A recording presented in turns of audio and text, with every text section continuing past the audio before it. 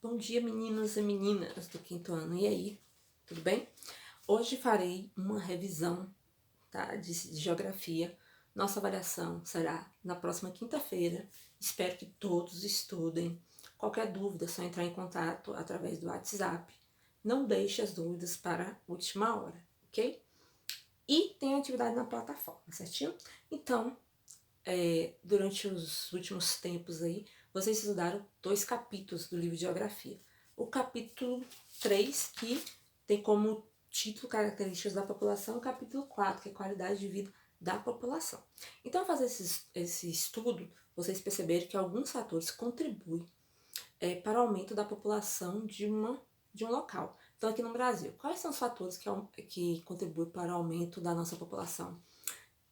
Nascimentos, o aumento da expectativa de vida e a vinda de pessoas de outros lugares para o Brasil. Então, isso aumenta o número da população. Vocês também perceberam que existe um aumento natural, quando existe uma diferença entre nascimentos e mortes.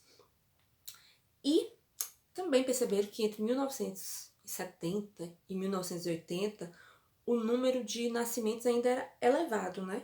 As famílias eram muito numerosas, então é muito comum você chegar em uma casa, assim, que os moradores tem mais de 70, 80 anos, e encontrar na parede uma foto, tá, de um homem sentado do lado da esposa e um monte de criança, parecia uma escadinha, todo mundo um filho, pendurado nessas paredes, tá? Isso era uma realidade do período. A partir de 1960, acontece uma redução, né? A população entre 0 e 14 anos diminui bastante no país. Então, o que leva os casais a terem menos filhos, né? Até a questão da mulher optar por ter menos filhos, isso aí está associado à questão das mulheres conquistarem, né, espaços. Ah, tia, mas é conquista? É conquista, porque tudo que provém de luta é conquista. Então, assim, para que as mulheres pudessem votar, muitas mulheres morreram, muitas mulheres foram para a rua se manifestar. Para que as mulheres pudessem trabalhar, ocorreu a mesma coisa. Até ali, por volta de 1940, 1900, durante esse período, as mulheres elas eram criadas para as seguintes finalidades. Casava muito nova, tinha muitos filhos e cuidava da casa, tá? Então, cozinhava, lavava, passava, tal. Hoje existem mulheres que elas preferem, né, ter esse vínculo de ficar em casa, trabalhando tudo. Mas existe uma diferença entre opção e ser obrigada. Então, quando eu falo de uns 100 anos, 80 anos, 70, 60, as mulheres eram obrigadas, tá? A cuidar da casa, né? Dos filhos e tal. Hoje, ou melhor, alguns anos atrás, né? As mulheres elas começam a ocupar lugares nas universidades.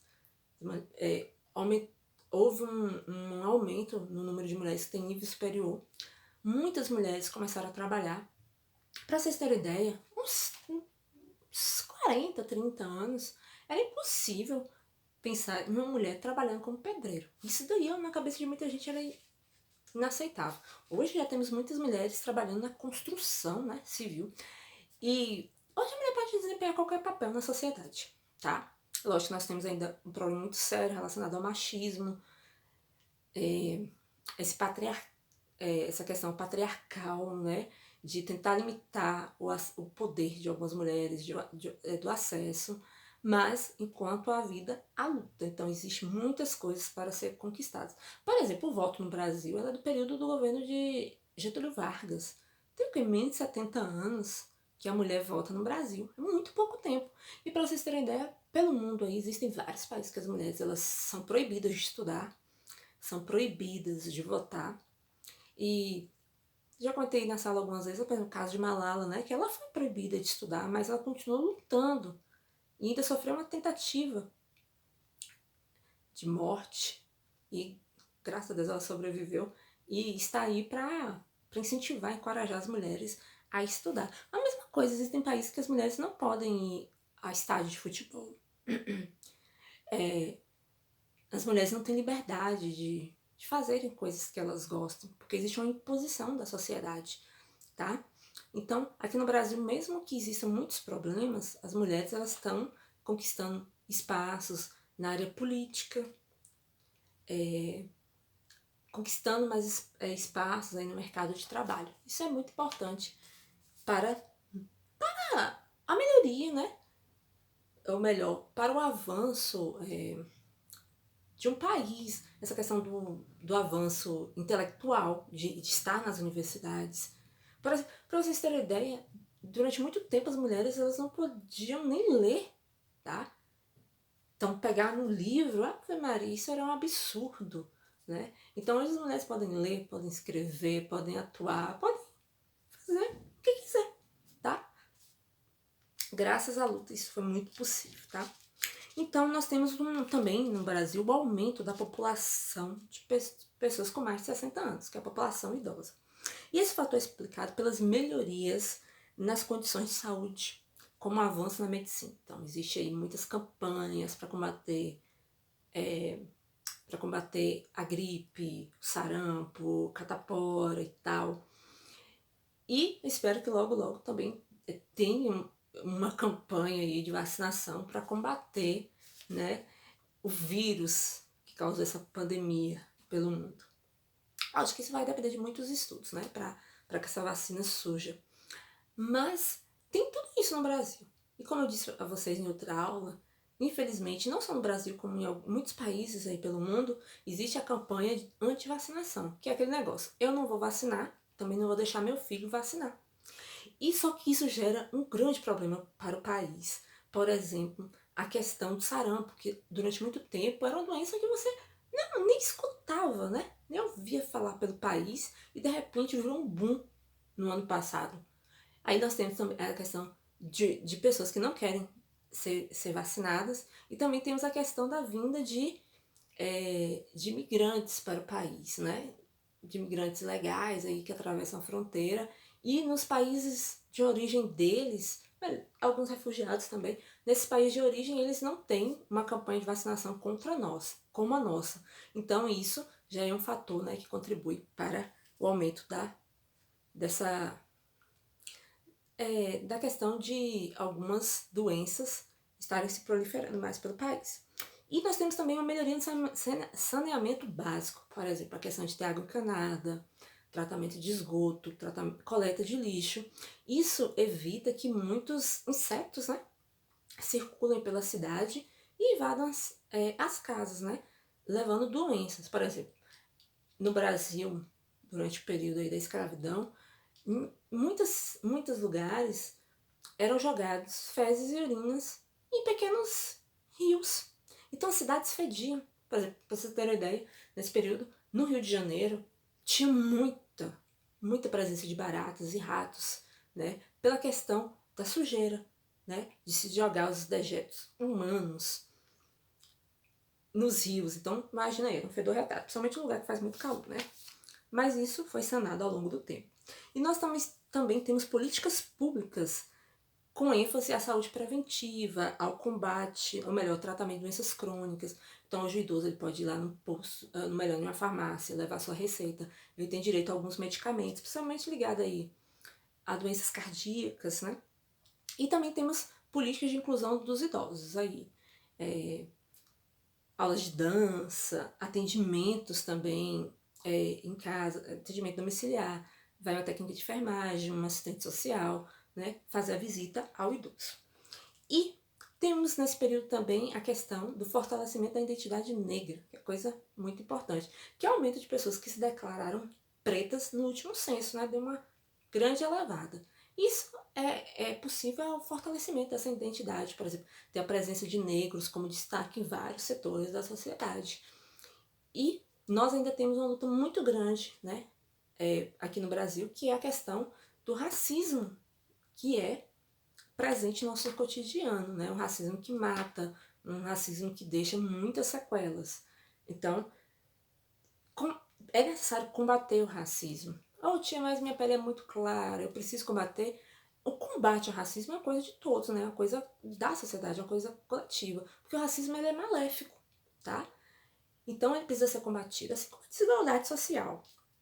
E entre os anos de 2000 e 2010, houve uma queda bem significativa aí na questão de crianças que morriam de 0 a 1 ano, né? Que foi a redução da mortalidade infantil no país. Então, em 2000, a cada 1.000 crianças que nasciam, 29 morriam. E em 2010, a cada 1.000 nascimentos, 15 crianças morriam. Em 2019, a cada 1.000 nascimentos, 12,7% de crianças morreram.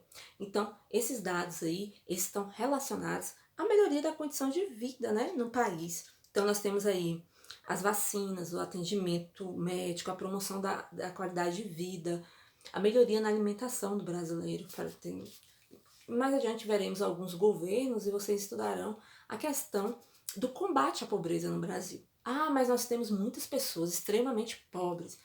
Temos, sim, temos, mas existiu muito mais pessoas em situação desumana do que hoje, certo?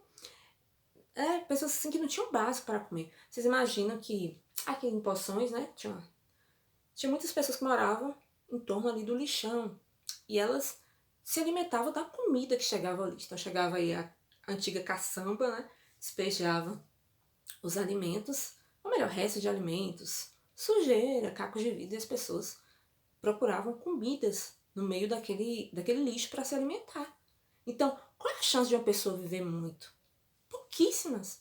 Né? Ela está comendo um resto de comida, né? Aquilo que você não quer. Por exemplo, essa questão de, eu não quero essa bolacha que eu não gosto, jogo no lixo. Gente, não faça isso. Pense, eu não gosto, mas alguém queria comer essa bolacha nesse momento, né? Isso é questão de pensar no coletivo.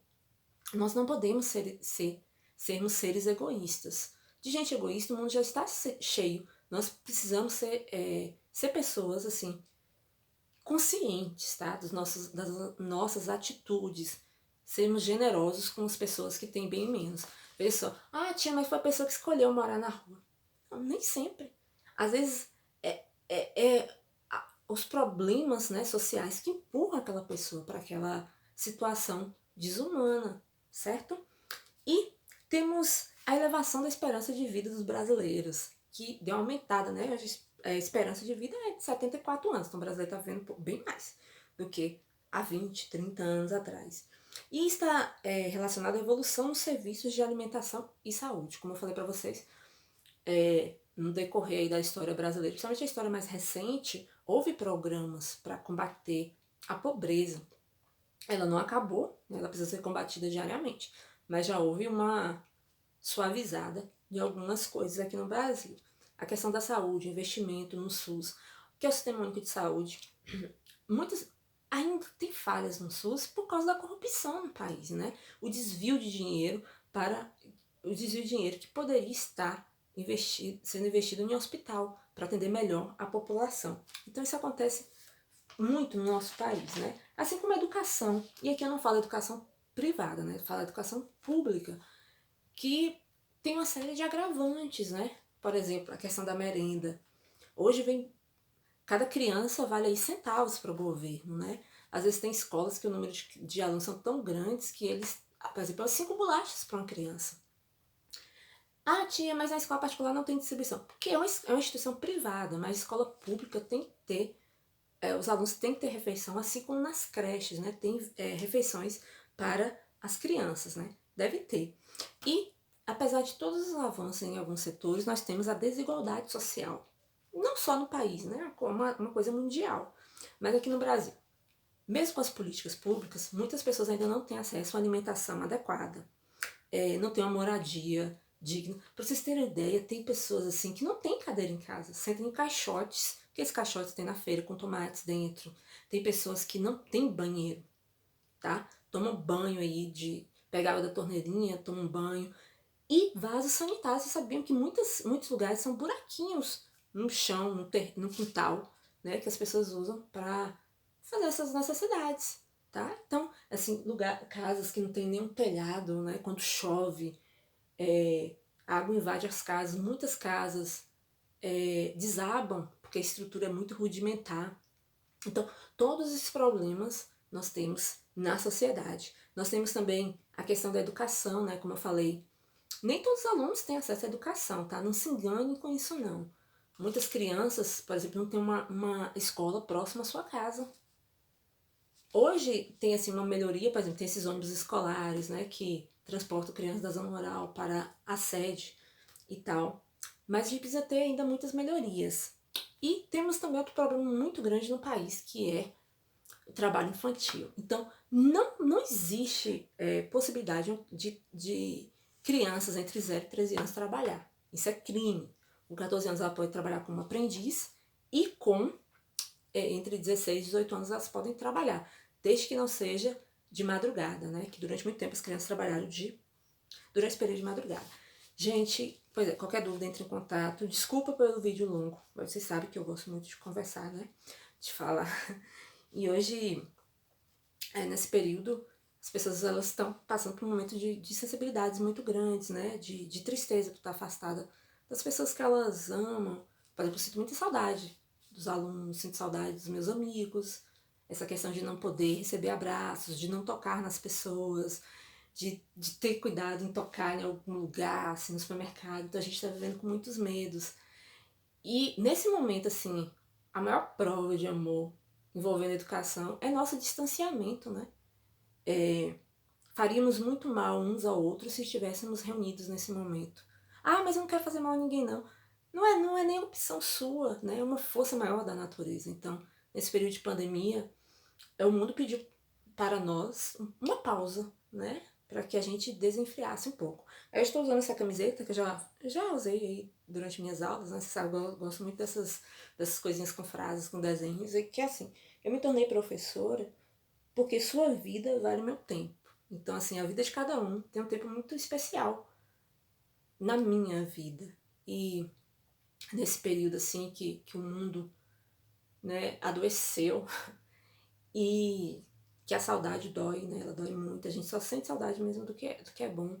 Então, eu espero que vocês fiquem bem, estejam bem, que pensem que tudo isso vai passar. Logo, logo estaremos juntos. Mas nesse momento, só podemos estar aqui. Vocês do lado lá da tela e eu desse lado. Eu só quero deixar uma mensagem para vocês, que é de Nelson Mandela. Esse cara aqui do meu bottom, tá? Frida e Nelson Mandela. Que é o seguinte, a pobreza não é um ascendente, assim como a escravidão, o apartheid. O que é apartheid? É a separação racial na África do Sul.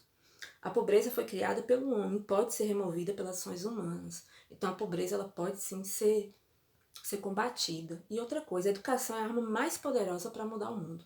Então, é através desse mecanismo, né, a educação, que nós podemos tornar o mundo bem melhor. Mas aí eu uso um pouco de Raul Seixas quando ele diz que nós podemos sacudir o mundo, mas é o mundo que começa a partir de nós. Cada um é um mundo, né? Então, a partir das nossas transformações nesse mundo interno que é dentro de nós, nós conseguiremos somar ações com outras pessoas e ter essa capacidade, né? Essa força, esse desejo de mudar o mundo. Um mundo bem melhor para vocês que estão entrando na adolescência, na vida adulta e bem melhor para as pessoas que estão por chegar, tá? Então, um abraço, até a próxima aula. Tchau. Desculpa pela aula longa, tá?